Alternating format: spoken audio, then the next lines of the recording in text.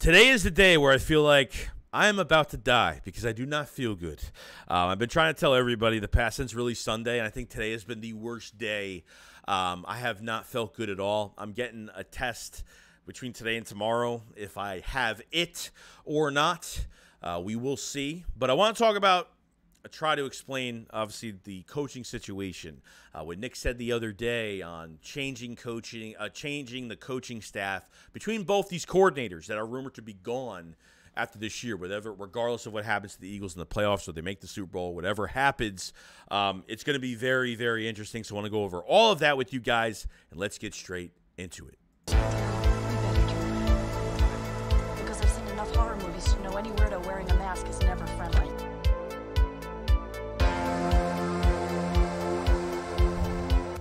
What is going on, guys? Your boy Joey SHAKESQUAD coming at us with the video right now. So I want to go over, obviously, the coaching staff changes. Nick SIRIANNI did say the other day that he has a plan. And obviously, he does have a plan because he's not going to wait till last second to get all this done. So, I mean, behind the scenes, Nick SIRIANNI knows, like, what coach is going to go. I mean, he's friends with Steichen. You know, he's going to know what's happening behind the scenes before anything. So a plan will be in place. When it comes down to it, Gannon's probably going to be gone, which a lot of fans are probably going to be happy about it. And Shane Steichen is probably going to be one of the hottest. Besides Sean Payton, I think Steichen will be probably one of the hot commodity of coaches that already has 3 interviews. 3 teams have already called the Eagles about Shane Steichen as it is with I think the Colts, the Panthers, and the Texans. We all know the Texans probably made the biggest mistake of hiring Lovie Smith this past year, but we'll see. They almost hired Gannon this past year, which did not happen, and probably will have another shot. And it looks like the interest is pretty high through the roof when it comes to the Texans having involvement with Jonathan Gannon. So should be interesting in that area. But when you look at it, guys, we've been through this before, and Nick has already talked about promoting. He might be actually promoting coaches from within, which I don't think we're a big fan of because Doug tried to do that when we thought he was coaching in 2021, and then he was fired because he was going to bring up Press Taylor, and then pretty much Matt Rule was Jim Schwartz's right-hand man and was going to be promoted as defensive coordinator as well. So necessarily you guys might not like promotion from within because then you start to feel that the front office might have a lot to say about what they do offensively or defensively and might not change what we're doing if you hire from within. If you outside the organization, then you put more trust into somebody else and taking care of how you use these players on your roster to what your offense or defense is going to look like when you hire somebody outside. So that might make the difference.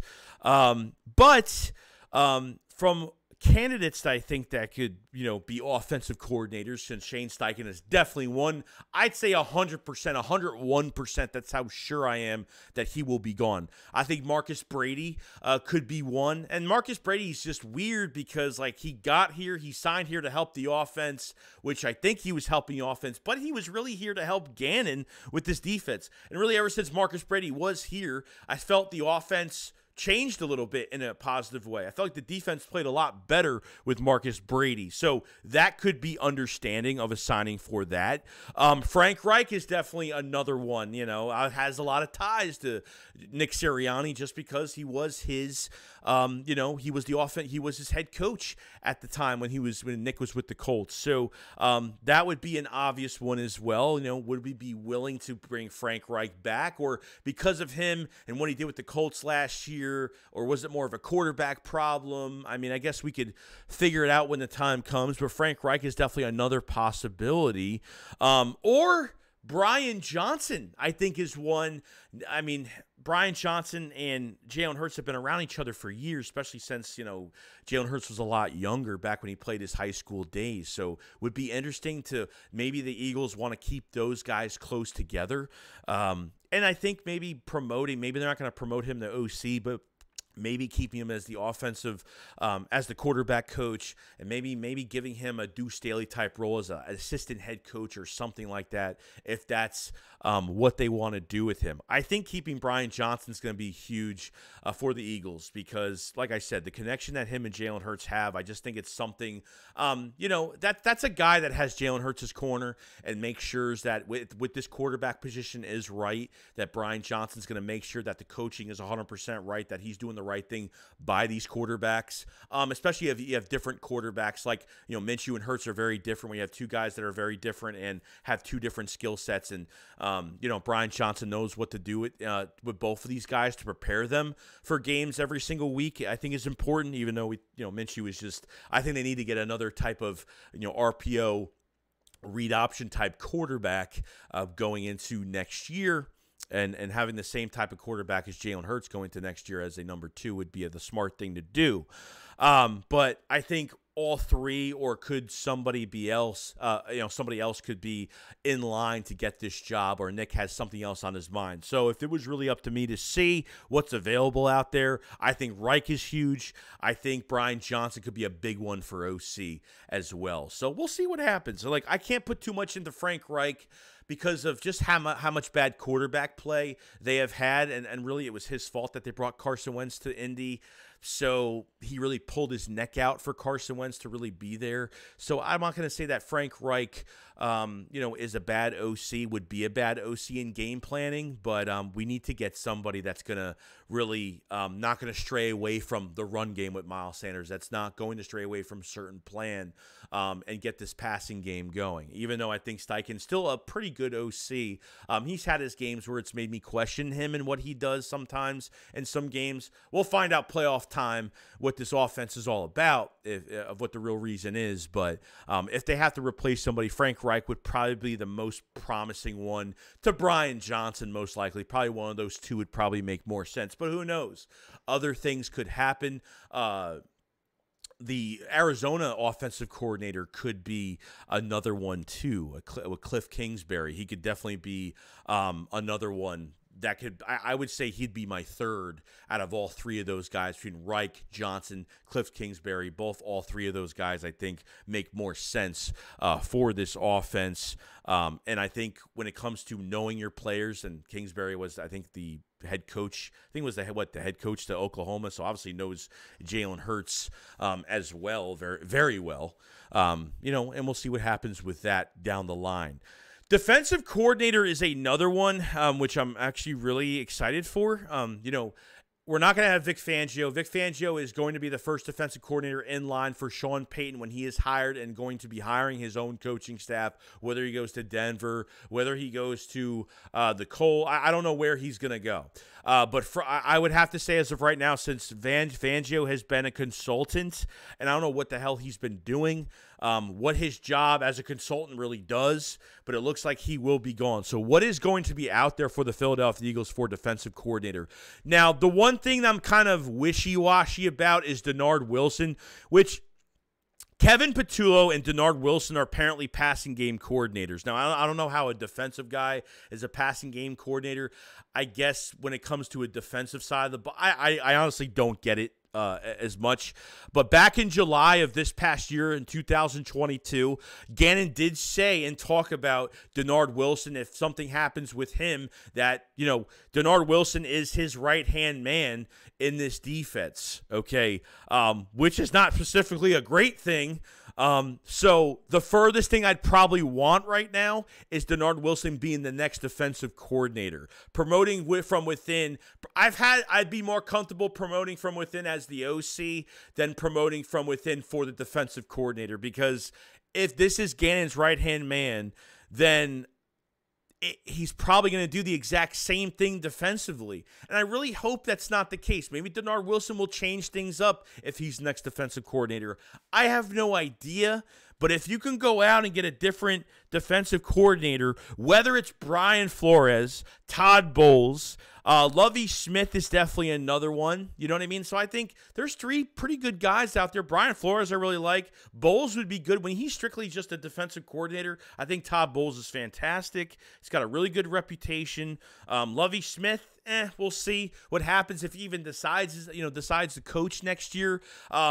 Mike Zimmer might be Mike Zimmer if he comes back into coaching, and obviously he's dealt with some personal issues, but Mike Zimmer is definitely another defensive coordinator that, with that title alone, I think with the reputation he has, I think he would do a really good job here coming in and coaching this team and being very aggressive. So I think the one I'm trying to stay away from at defensive coordinator is probably going to be Denard Wilson. I could be wrong about him. Who knows? But do you really trust Denard Wilson being promoted from within as Gannon's right-hand man to be the next guy?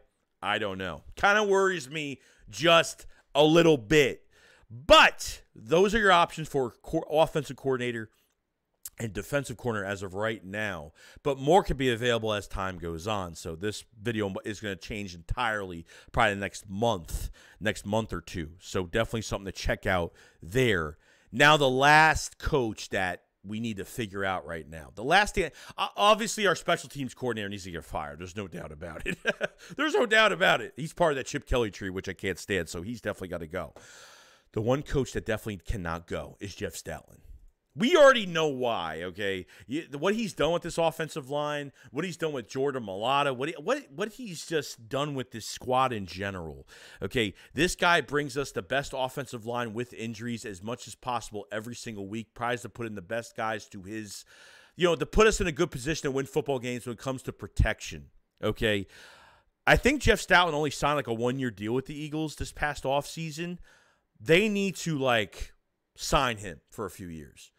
Give him a 3-4 year deal with this team. You have the best offensive line coach in football. I swear to God, you do. And you got to do whatever you possibly can. We almost lost him this past year because if you guys remember, he almost tried taking that offensive line job at Alabama this past year, and he was beat to the job. I think because I think he tried signing up for that job too late. Someone beat him to it.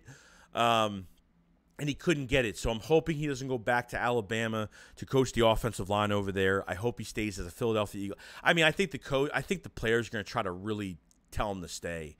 I don't know how he feels. We don't really hear from these positional coaches, and we don't really hear from the positional coaches until the end of the regular season, before and after the draft. Like we don't really hear from these guys throughout the season too much because they're only positional coaches. But this guy is as important as anybody. I mean, as anybody. And he works, and he's the run game coordinator for this team as well, which we're still trying to figure out if this team is going to have a run game by the playoffs. But he is the run game coordinator for this team and who to use on certain plays. And, the offensive line has been just fantastic, man. Been fantastic. And with him in the building, and I always like watching his press conferences because he knows what he's talking about. He's not tricking us when he talks to us. He's very real.